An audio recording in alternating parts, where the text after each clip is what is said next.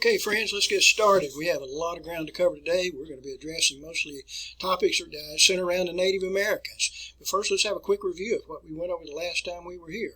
And I think I talked to you about the sodbusters. And we didn't spend too much time on that. We went into the Plains Indians. Plains Indians, their very existence revolves around the bison or the buffalo. All right, we also talked about several other things here. That includes the Chinese. And there were many Chinese who were present in California, 200,000 as a matter of fact, made up about 20% of the population. And nevertheless, our government felt like that there were too many Chinese in our country. So in 1882, we passed the Chinese Exclusion Act. 10 years later, we passed it or I should say extended it for another 10 years. Somewhere through here, we talked about the Transcontinental Railroad. You should be familiar with that. The Union Pacific Railroad, the Central Pacific Railroad. And these two companies would actually meet at Promontory Point in 1869 on May the 10th. All right, and let's see, what else do we talk about here? I think I mentioned to you about new states that were formed. You know, we're not responsible for those, but that was kind of interesting. That will bring us up all the way to 50 states. And we mentioned that of the mining boom. It took place from 1848 up to about 1900. And an interesting period of time. Ghost towns would finally emerge out of much of that. And I think towards the end of the class period, we talked about range wars. And anyway, look that over. You need to be familiar with that too. Can't remember if I told you about this, but in 1880s, Joseph Glyden developed the what was called barbed wire. All right, that would help farmers to delineate where their territorial boundaries were. All right, now, if you're following your textbook here, folks, I'm on page 448, and I always hope that you do follow along. Got a lot of visuals for you today. I hope I don't wear you out with those. But like I said earlier, we're going to be spending most of our time talking about the Native Americans, particularly that of the Plains Indians. And I will tell you that the Native American governments were, and I do call them governments, were actually considered to be independent Indian nations. They are today, by and large, anyway. On the other hand, they were wards of the United States government. We took care of the Native Americans. It's like a welfare state. We took the position, the Army particularly took the position, it is easier to feed the Indians than it is to fight the Indians. Now, this was done under the Army's policy, which was called the concentration policy, in which we would take all of the major Indian reservations, or I should say nations, and place them in reservations there. And many of those reservations are present there today here. Alrighty, so let's go back to the documents camera here, and let's see where we are here. And I think I addressed concentration policy here. We have two major Indian territories, and those two Indian territories are the Dakotas and Oklahoma. I'll go back briefly to my camera up here. The Indian Territory, which was designated here in the 1830s, is basically that of where Oklahoma is present today. If you visit there, particularly over in this section here of Oklahoma, you'll find a great number of Indian nations there, to include Choctaw, Chickasaw, Cherokee, Seminole, Creek Indian nations, and so forth. The other major concentration of Indian and Native American Indians was up in the Dakotas here, and mostly in South Dakota, mostly in this area, but a lot in North Dakota. Likewise with that. So let's go back to our camera here, and we'll move on here. Now, the Native Americans were under the influence of the Bureau of Indian Affairs. It is today. It was corrupt in those times, and I just can't say too much about it today. I really just do not know, so I can't pass judgment on it. It's called the Bureau of Indian Affairs. Now, I want to move into the topic here, and we addressed this last time we were together about the plains bison or the buffalo. And this was a principal food source for Native Americans. And I want to share some things with you here. And let's take a look at some numbers here. And before 1865, there were 30 million buffalo in North America. And let's just let that sink in for a second. Before 1865, 30 million buffalo on the plains there. They made seasonal migrations. These migrations went from the east to the west, not to the north and the south, by and large. But around this period of time, it became quite fashionable to have buffalo robes, and not only in the United States, but also in Europe. So there became a great demand on these buffalo robes. And I would ask you at this point, how in the world do you get a buffalo robe? And the answer to that, quite simply, is you get it from a buffalo. And unfortunately, Unfortunately for the buffalo, this means that you have to take the animal's life to get the buffalo hide. So what we're going to see is professional hunts will take place here. I'm going to show you some photographs of this in a few minutes here. Professional hunts, and by 1865, the buffalo population in North America had been reduced to 15 million. And I still think, well, that's quite a number of buffalo. But watch what happens here by 1875, and the number of buffalo had been reduced to 1,000 buffalo. One people trying to eliminate another people, and what I'm talking about, we're going to find that white Americans will try to eliminate the Native American by taking away their food source, and this forces them to stay on a reservation so that they can be taken care of. Less than 1,000. So let me share a couple of photographs with you here, folks, and we'll try to get the lighting here. I think this is in your photograph. I think it's in your textbook too, showing you some of these organized hunts. And often you would find that railroad companies would organize these hunts. You would actually pay, and then you would ride on the train, and then the trains would traverse the plains there.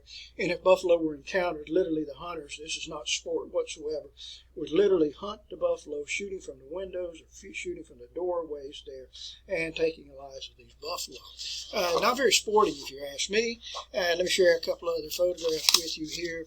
And if you look at the top photograph, and let's see if I can get it a little bit closer to you, and what you're seeing in that top photograph there, folks, those are buffalo skulls.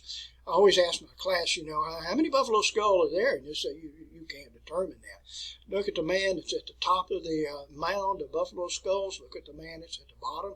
And calculate, it's probably 30 feet, something like that. Anyway, 25 to 30 feet. I would say it's well into the thousands of buffalo skulls. If you look down below here, what you're seeing there, these are buffalo pelts. And gosh, I don't know how many of them there, but it certainly is quite a number of those too. So anyway, that was a real tragedy there with taking away the Indians' food source. All right, so let's move back here, folks, and we'll continue with this. And as a result of this, much of this anyway, by 1860 to 1890, we're going to see almost incessant Indian fighting. Up until this time, there had been just a handful of Americans, white Americans, that had actually been killed at the hands of the Indians here. And when I say a handful, I'm talking about, probably 1,000 or maybe a little bit more than that. But like I said here, by 1860 and 1890, it's just almost constant fighting, between the Native Americans and the whites. All right, so let's move on here, and I want to mention some of these engagements. And it's a lot easier if I have this face-to-face with you good folks, and it helps me to explain it a little bit better. But one of the engagements that took place, and it's one that not many people know very much about this, was one which is referred to as the Eastern Sioux Uprising. And this took place in Minnesota. It involved the Sante Sioux, which were led by Little Crow. This is a likeness here of Little Crow. That's the best I can do for you good folks here. And if we go back to my camera here, I'll try to show you where this took place here. Let's look at Minnesota. And it mostly took place right around this area right here. And it supposedly began when these Indians actually left the reservation and began to prey upon white settlements anyway. Supposedly it began over 4 chicken eggs. That's what I tell my class, face to face anyway. And supposedly the way the story started, we had 4 or 5 Native American teenage boys. They were walking by a white farmer's field, and they discovered a chicken nest. And in that chicken nest was several eggs. And one of the teenage boys said, well, look, this will taste mighty fine, for our meal later today. And one of the Indian boys challenged him and said, well, those eggs don't belong to you. They belong to the farmer. And you know how teenage boys get. And in the Indian, one of the guy that found the eggs just made a statement, well, do you think I'm afraid of him? And afraid of the farmer. And he said, well, I didn't really say that. And he said, well, if you think I'm afraid of him, then let's go over and talk to him. And one thing led to the other, and they went over and killed the farmer, and killed the farmer's family there. And then, of course, that brings about retaliation, which brings about retaliation. And anyway, it was just several thousand whites were killed in Minnesota here. And finally, it came to an end here during the Civil War, as a matter of fact. when the Sante Sioux were subdued by the United States military. That's the United States Army who was involved in the Civil War, but they were able to dispatch some soldiers there to quell this resistance, and 38 Sioux Indians were hanged, and we had 265 that were also scheduled to be hanged, but the President of the country, Abraham Lincoln, commuted their sentence or lessened their sentences with that. All right, so anyway, let's go back and see if I put those numbers down for you folks here. Sante Sioux under Little Crow here. And there I did. 38 Sioux were hanged, 265 had converted sentences or given longer sentences or shortened sentences, whatever. Now, another incident that took place was a couple of years later. It took place in November 1864, and it's referred to often as the Sand Creek Massacre. I think that's what your textbook refers to it as. Often it is referred to, however, as the Shivington Massacre, and it involved a group of Indians. These Indians were Arapaho Indians, Cheyenne Indians. You're probably familiar with Cheyenne. You're probably not familiar with Arapaho. They're very warlike, and during those times they were very warlike, close associates with the Sioux Indians and also with Cheyenne Indians. And they were led by Black Kettle. This is the best I can do for you. Black Kettle's right in the center there, folks. If I see it right, that is Black Kettle right there. And you might want to remember that name, too. And actually, these Indians, the Arapaho and Cheyenne and the Black Kettle, were at peace with each other. And they were also at peace with the United States Army. They had even gone so far as to establish their Indian compound, their Native American compound, outside of what was known as Fort Lyons, and I don't care that you know that. They had even gone so far as to erect a flagpole and had the flag of the United States of America flying proudly over the Indian compound. It doesn't sound to me like they are hostile Indians by any means here. But nonetheless here, Black Kettle and the men, the males that were in the Arapaho and Cheyenne groups here, went on a hunting foray. And so they left the Indian village itself here, right outside of Fort Lyons, and they were away on this hunt. But during one of the nights that they were gone, a group of soldiers, they were led by Colonel Shivington. He was not a true military officer. He was one of those political officers. And there was a lot of alcohol consumption with these American soldiers there, which was really more of a militia than it was a military group. And they set upon the encampment here at Sand Creek, where the Arapaho and Cheyenne Indians were. And it was just a wholesale slaughter as they went through and just murdered just 133, including 105 women and children here. And I would ask you folks, if you were face-to-face with me, and some of you may be face-to-face with me, during one day out of the week here, and there's information that's going to be coming out about the class as we get into this semester here, folks. We're just getting into it. But anyway, Black Kettle and the males were not present to defend themselves because they were out hunting at that time.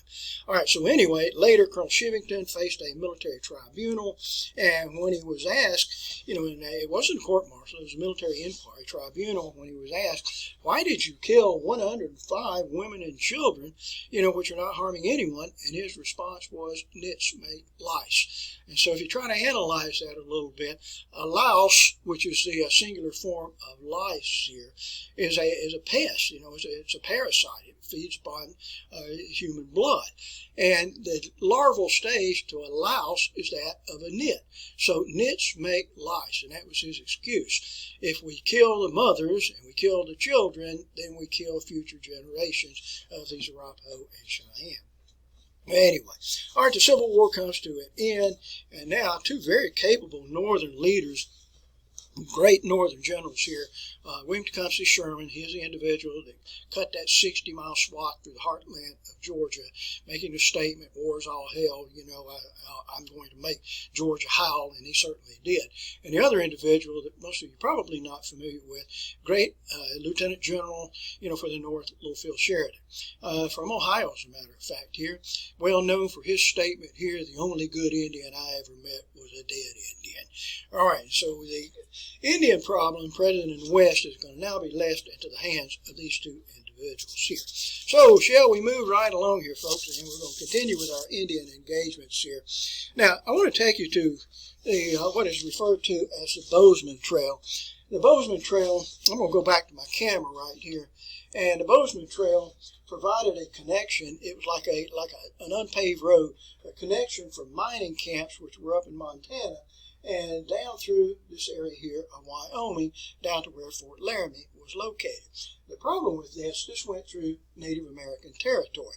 So when these copper products that were mined in Montana were being shipped down the Bozeman Trail, the Indians, the Native Americans, the Arapaho and the Sioux, were preying upon these wagon trains. And so the mining camps asked the military to provide us protection.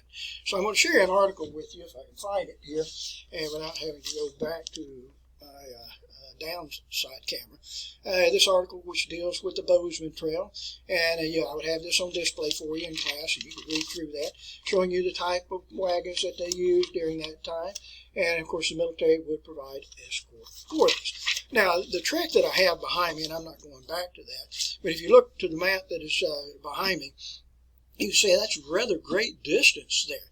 And so what the Army did, they established a number of forts along the way. These were wayfaring stations. We had one up here, which was C.F. Smith here. We had another one which was present right in this area, which was called Fort Phil Kearny. And then we had Fort Laramie, which was down in this region right there. All right, so with that, let's go back here for a second here. And I want to tell you about an event that's going to take place, which is referred to as the Fetterman Massacre. It actually will take place on the 21st of December in 1866, and it takes place at a place called Fort Phil Kearny. And I'll slide this under the camera here, and you can see what Fort Phil Kearny looked like at that time. It was one of those wayfaring stations here, and it's on rather flat ground. There's a lot of timber around it, but that timber had been cleared away to construct the walls that go around Fort Phil Kearny. I would guess that it is probably, and I've been there before it was burned, and it's been reconstructed a little bit today, but I'm guessing it's probably about 200 yards, but maybe 150 yards there too. And up on the high grounds, up where my finger is right here, it was a mountainous region there, and running across the top of the mountain was a trail which was called Lodge Trail Ridge. All right, so anyway, we'll go back here and pick this up here. And there was a young man there, and he was a very boastful young man, married man, by the way. And if you were in class, I would spend more time with this, but you're not in class, so I'll save you the agony of that. And this young man's name was Captain William J. Fetterman. And he had very, very foolishly boasted. He said, give me 80 men, give me 80 good men, and I can march those 80 good men through the heartland of the entire Sioux Indian Nation.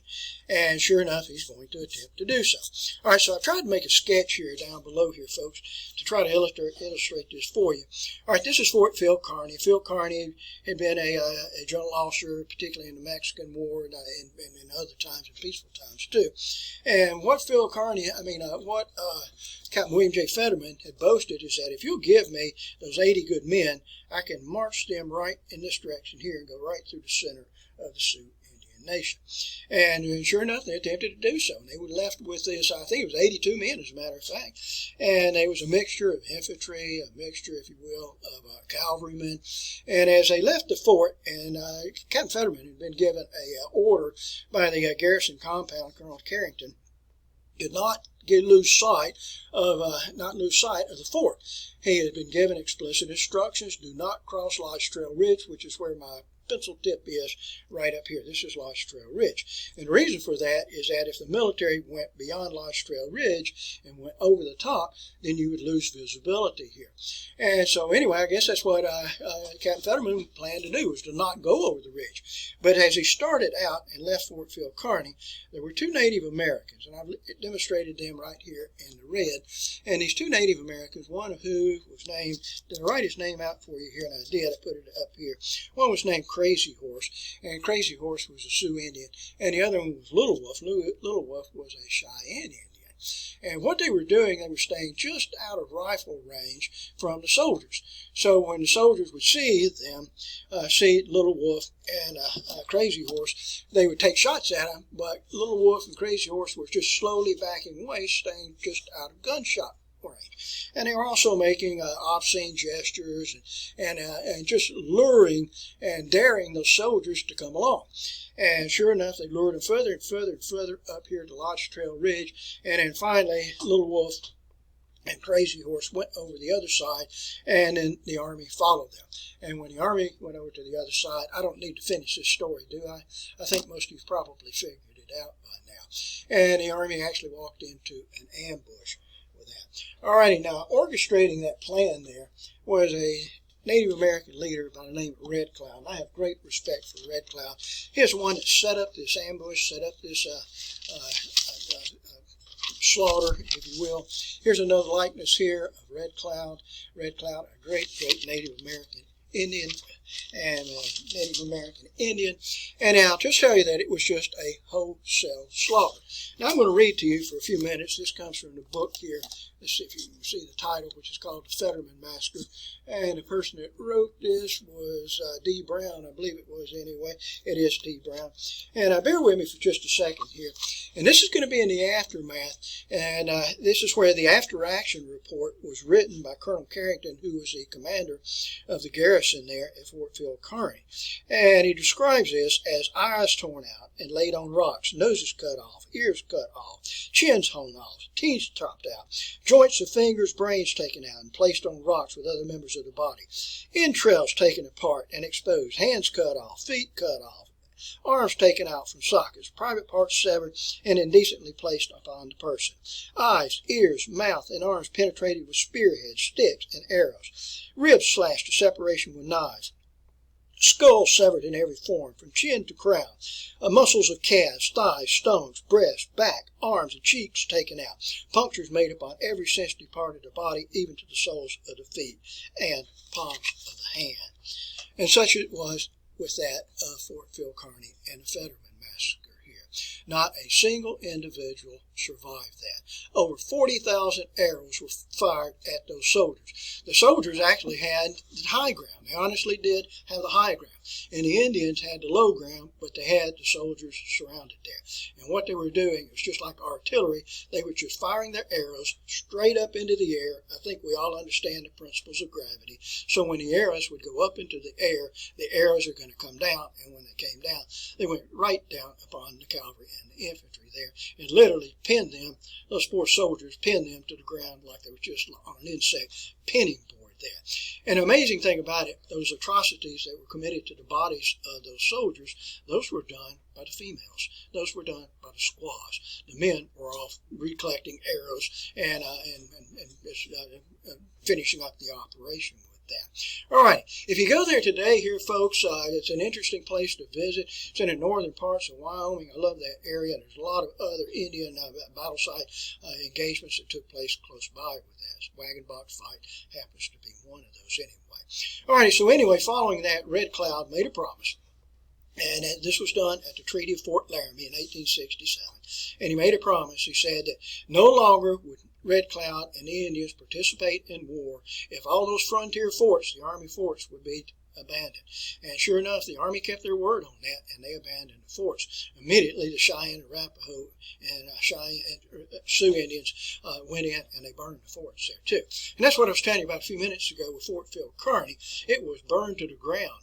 Now, in recent times, it has been excavated. The old foundation has been excavated. And I haven't been there in several years, but my understanding, some of the walls have actually been rebuilt, by the Wyoming State Department. All right, so anyway, let's go back to the camera here. That's the Fetterman Massacre. You need to remember that. All right, and let's move right along here, folks, and see what else is going to take place here. All right, we'll pick it up further here. Well, gold was discovered at the Black Hills in 1874. The Black Hills saved me from having to go back to where my camera is. Actually, I'll just do that so that you can see what I'm talking about. We need to do this. And the Black Hills are located right up here in South Dakota, right in this area right here. Now, this is Sioux Indian territory. And you know what happens when gold is discovered. We have, it's just a driving force. It's like a lust in the hearts of man. And many prospectors went to that area. And you know the Native American reaction here from the Sioux Indian, Arapaho Indian is going to be to try to displace those people that are encroaching upon their territory. And sure enough, they killed some of the prospectors, and then some of the prospectors that got away demanded from the Army to come to our protection here. Well, it was Sioux Indian territory with that. And when the military started approaching, then the Sioux Indians left the reservation. So I need to go back to my map here and show you where they went.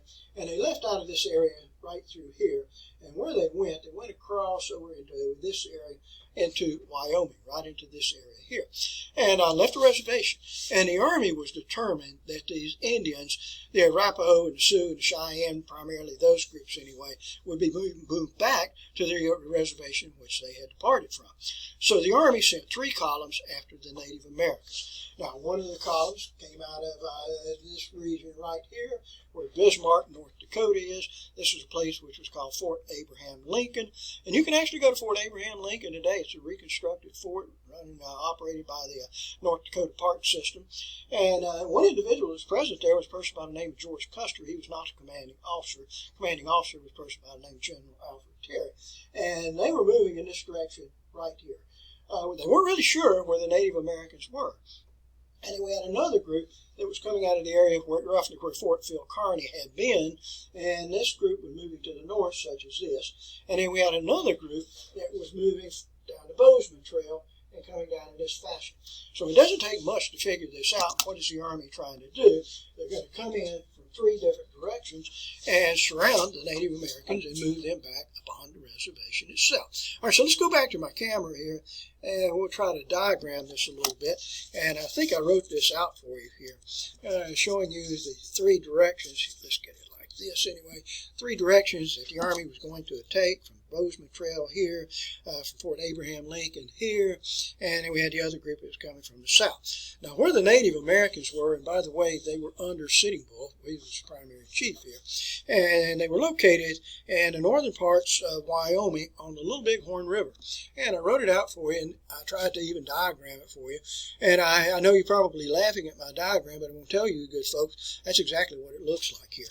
All right, so anyway, let's move down here because I am using up a lot of time with this today. And the 7th Cavalry was a part of the group that came out of Fort Abraham Lincoln.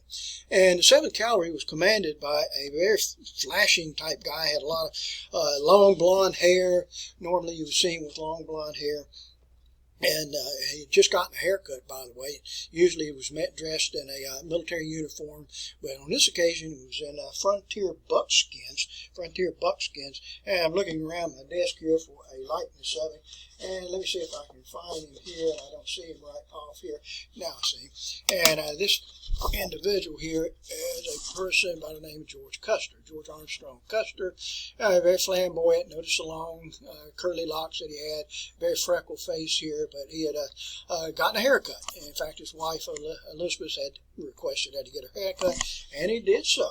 All right, so anyway, now when Custer left his main group, he was on a reconnaissance mission just to find out the presence of where the Sioux Indians were. And he had with him about 700 men, something on that order anyway. And he didn't know where the Native Americans were, primarily because they were down in the low ground here down on the Little Bighorn River. And when Custer approached, Custer was coming from this direction, and he had been ordered, do not bring on a general engagement here. Just locate where the Native Americans are. And when Custer arrived up at the top of the high ground here, he couldn't see the Indian teepees because they were so low in the valley there. And so he took about 200 men and 250 men and sent them off in this direction right here. They also could not see where the Native Americans were. And then Custer began to move along the high ground, and he got up to this area here, and that's where he spotted, that's where he actually saw where the Indian teepees were. And the Indians were under Sitting Bull. Let me see if I can find a likeness here of Sitting Bull. Here he is right here. Here's another likeness here, a Sitting Bull. He's a great military strategist here. Sitting Bull, by the way, is a Papa Sioux. I think I have that written for you someplace through here.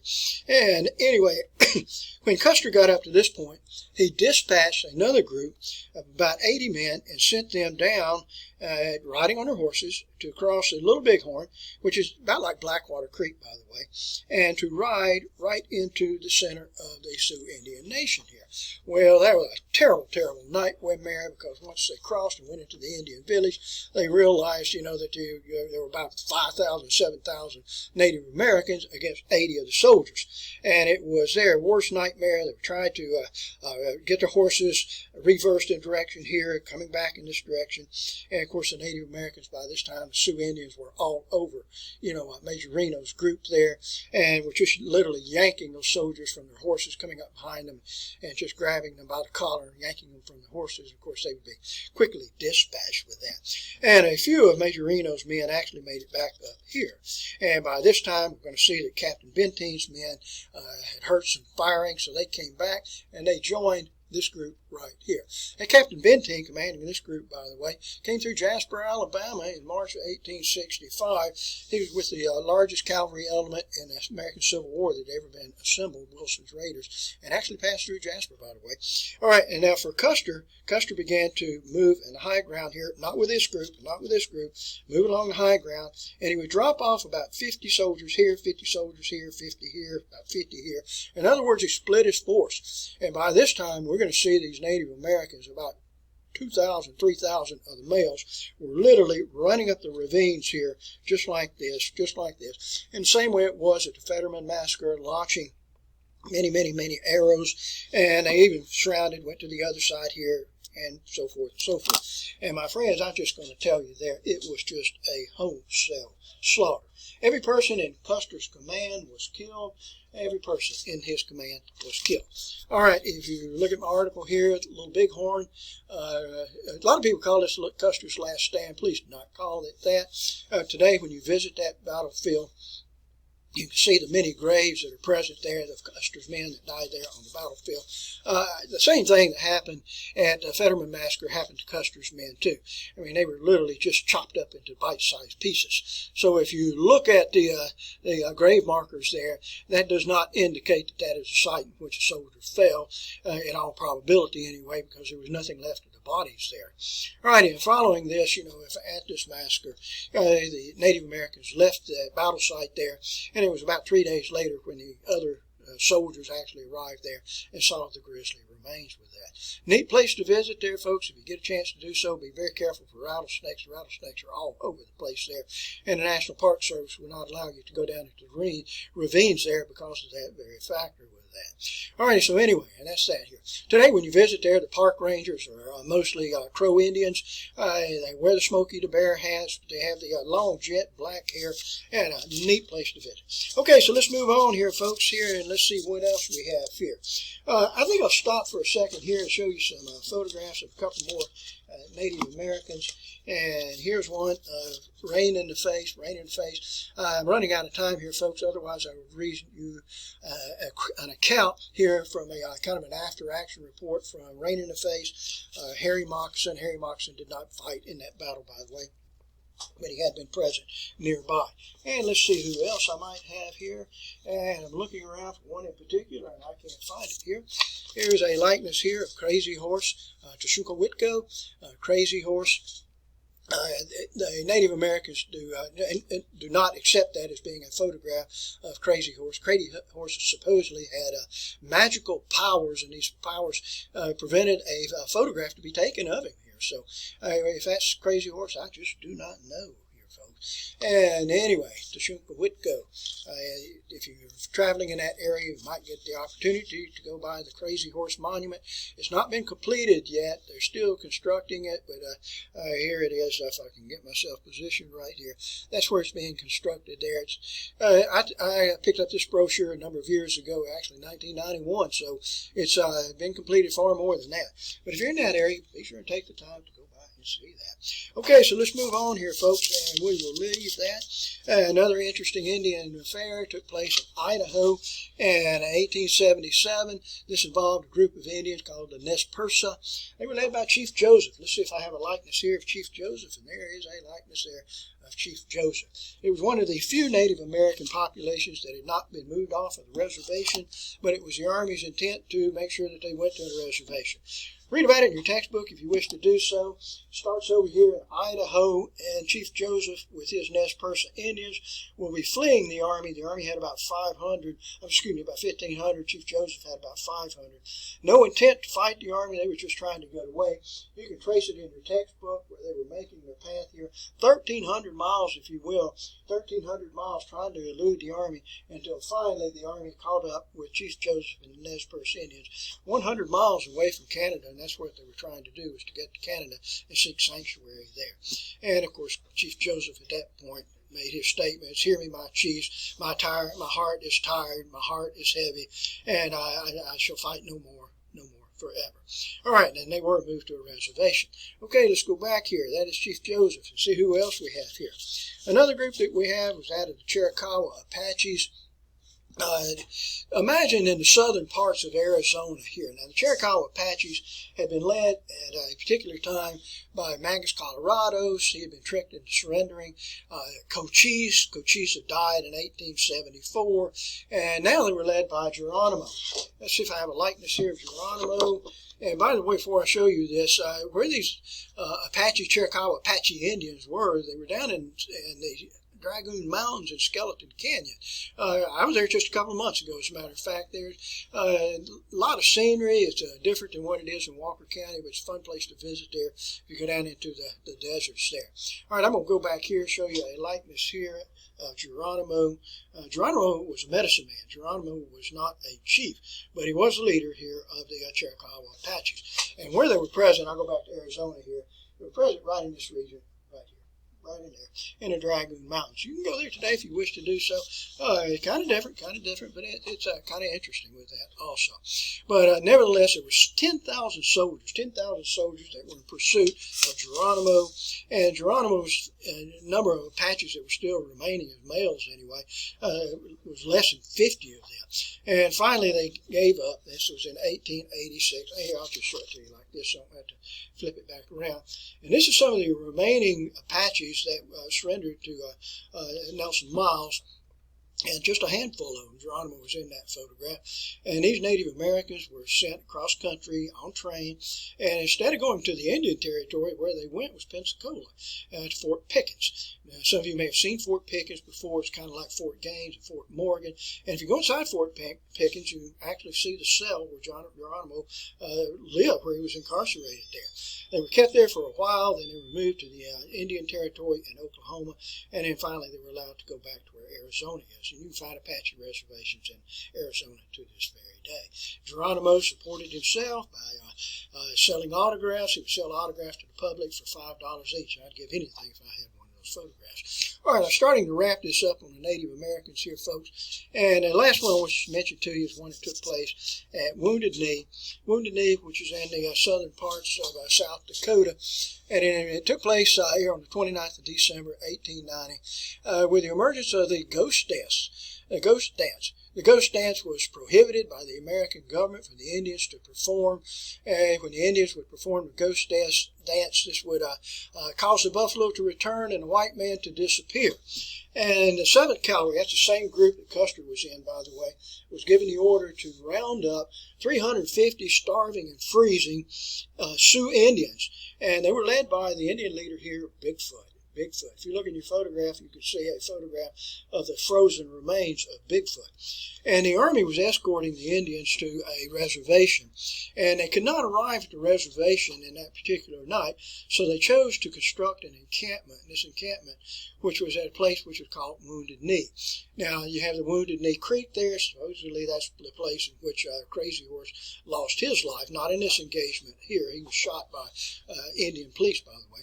And the Army couldn't make it to the reservation that night, so they told the Indians, set up your teepees down in the low ground, and the Army set up around them. So this represents the Native Americans here, and the Army positioned themselves on the high ground, which was above them. During that night, it was extremely cold. A blizzard came in, so there was snow everywhere, extreme cold temperatures. And the following morning, the Army came out and told the Indians, said, get yourself up and pack up because we're going to move to the reservation. And, oh, by the way, we want you to turn in your weapons. And the Indians Bigfoot responded, we don't have any weapons, and which was a lie because they did have weapons. And the Army made a declaration, said, if you don't give us up the weapons, we're going to go into your teepees and we're going to take the weapons. And anyway, one thing led to another, and gunshots took place, and when they did so, the Army just moved back to the high ground here and began just firing down into the Indian itself here. And it took the lives of over 300 of those Native Americans. Article here that deals with this, Wounded Knee showing you some of the soldiers that participated in that. They literally had automatic Hotchkiss rifles, and it just took the lives of those individuals there. One of the great books that I've read before, and I'll share this with you, which is just a collection of these stories. It's by D. Brown, by the way. One of the stories is called Wounded Knee, is about Wounded Knee, but the title of the book is Bury My Heart at Wounded Knee. All right, I'm looking around for several other things here, folks. I failed to show this to you a little bit earlier. I would have this out for you good folks here about Custer Battlefield. Interesting place to visit there. I want to go back to myself here, share some Native American portraits or photographs with you. And let's see here. I probably need to get the contrast a little bit better for these. I would have these out on display for you folks. And just showing you a portrait of Native American attire, Sioux Indian attire. Here's another one here. These are all excellent, excellent portraits. And I don't know who the author is with these. Purchased these years ago. And let's see here. Just typical Sioux Indians, Cheyenne, Arapaho Indians. And let's see who else I have here. Here's a photograph of American horse. American horse. If we were in class now, I would show you a breastplate there. We may get a chance to do that anyway. A war club, from the Sioux Indians. Likewise with that. Okay, it's a real tragedy here. Oh, and by the way, I want to show you this too. Here's a mass grave. Sometimes it's photographs in your textbook. It's a mass grave showing you the burial of those that were killed at Wounded Knee. You can actually go there today. It's a concrete slab that covers the bodies, of these Native Americans that perished there. Now, this is sad. I'm going to look behind me here. And the largest Sioux Indian reservation in North America is located right here. It's right on the boundary here to Nebraska itself. And if you visit there, don't expect to be greeted warmly. You're not going to be going in and shaking hands. We shouldn't be doing that anyway now with the pandemic going on. But you're not going to be going in and putting your arm around the shoulders to the Native Americans or shaking hands. You can tell in the eyes, you're not appreciated there. Alcohol is not permitted. It's not sold on the Pine Ridge Indian Reservation. But I'm telling you, folks, there's no industry there to speak of anyway. You may work in a convenience store, but all of these people are on welfare. And I mean, literally, they're on welfare. It's not uncomfortable, not unusual to find as many as a dozen cars in one yard. And these cars, none of them run. The Native Americans are in such a state of poverty, and this is real poverty here. We think we see poverty elsewhere in the country. You don't even know what poverty is compared to what the Native Americans are experiencing there at Pine Ridge. But there's alcohol problems there. You find drunken Sioux Indians, early morning hours, lying in the roads, lying in the gutters, lying on the sidewalks. It's an awful, awful sight.